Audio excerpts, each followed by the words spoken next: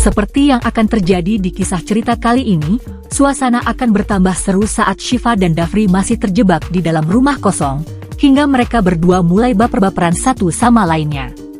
Dalam adegan, hingga merasa dunia milik berdua.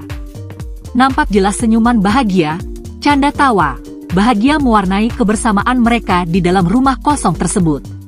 Bahkan, sempat membuat api unggun kecil di dalam untuk menghangatkan ruangan.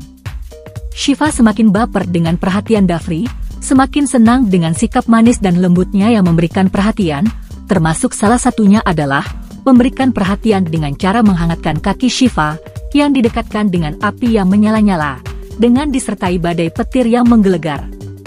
Suasana bertambah seru dan menarik.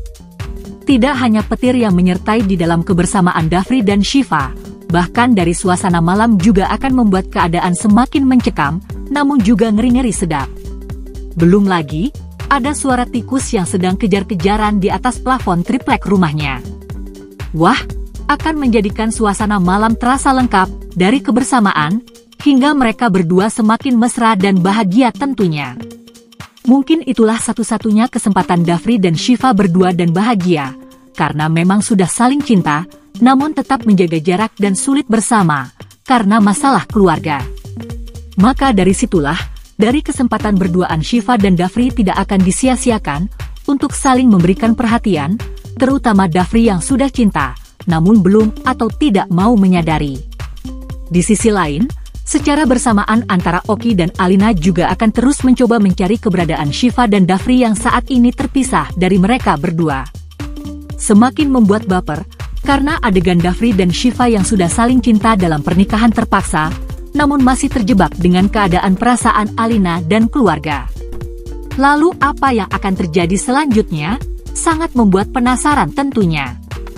Adegan lain, secara bersamaan di saat Shiva dan Dafri sedang baper-baperan berdua, di saat itu pula Oki dan Alina masih di dalam perjalanan mesembari, memanggil nama Shiva dan Dafri untuk mengetahui keberadaannya. Mereka berdua akan terus mencari sampai bisa menemukan Shiva atau Dafri. Akan tetapi akan kesulitan, karena medan yang dilalui tidak mudah. Ditambah lagi, adanya badai hujan yang masih terjadi hingga mempersulit Alina atau Oki untuk mencarinya. Nah, di balik adegan pencarian yang terjadi saat ini, ternyata terselip dialog Nadia yang menuduh Shiva pelakor sama dengan namanya, yaitu Dila. Dendam pribadi yang masih memanas sampai sekarang, membuat Nadia semakin benci sama Shiva dan tidak akan pernah bisa berdamai atau baikan. Dengan rasa benci yang membara, dia berucap mama sama anaknya itu sama saja pelakor, kata Nadia dengan keras dalam hatinya, karena sakit hati. Dari sakit hati Nadia, yang semakin hari semakin besar tersebut dipicu, karena sempat datang ke Bandung untuk melihat kampung halaman Shiva, namun dimasak oleh orang kampung dan diusir, karena tidak sopan dan menghina kampung kumuh dan jelek. Bahkan, orang kampung juga tak terima Pak Usman dan Shiva yang baik hati dan dihormati dicaci, serta dihina oleh Nadia. Maka dari situlah, terjadi pengusiran paksa orang kampung terhadap Nadia di alur cerita sebelumnya, hingga kekesalan Nadia masih berlanjut di kisah cerita saat ini, yaitu dengan cara menyerang Shiva dengan kata-kata pedas dan ketusnya menuduh Shiva pelakor di dalam hubungan Alina dan Dafri. Tanpa Nadia sadar, kalau Shiva bukanlah pelakor, melainkan istri sah yang dirahasiakan, demi menjaga perasaan Alina sendiri. Nah, itulah yang memang terjadi, hingga menciptakan alur cerita bertambah mencekam dari konfliknya dan ngeri-ngeri sedap adegannya. Wah, keren dan seru tentunya untuk terus menyaksikan alur cerita Tajwid Cinta.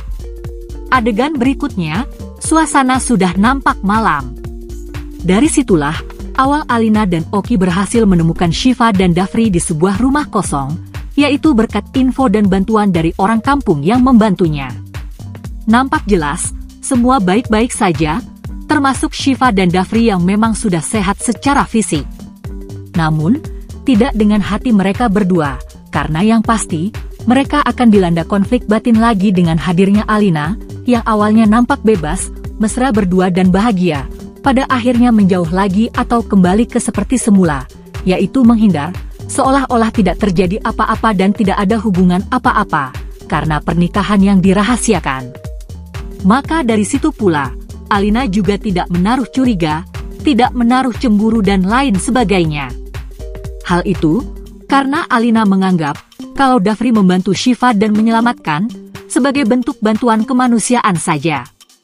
Nah, dari pertemuan di rumah kosong tersebut, Syifa nampak baper dengan sikap Alina yang baik dan mau mencarinya, sampai bisa menemukan, ditambah lagi dengan kata-kata Alina yang mengatakan kalau Syifa adalah salah satu orang terpenting di hidupnya.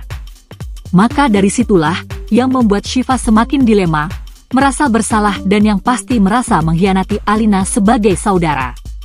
Di sisi lain, sebenarnya Oki akan tetap menaruh curiga dengan sikap Dafri yang nampak beda dengan sebelumnya, apalagi ditambah lagi dengan omongan Nadia pasca menghasut Alina dan Oki. Adegan berikutnya sepertinya, Dafri dan Syifa sudah pulang ke rumah pasca berhasil ditemukan.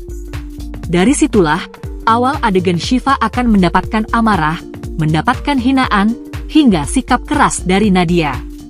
Di mana Nadia tidak menyia-nyiakan pertemuannya sama Syifa dengan cara menyerang mental dan hatinya. Saya mungkin bisa percaya sama Dafri, tapi saya tidak akan pernah percaya sama kamu, kata Nadia sambil bisik-bisik ketus di depan Syifa, hingga membuat Syifa terdiam dan tidak bisa membantah atau melawannya.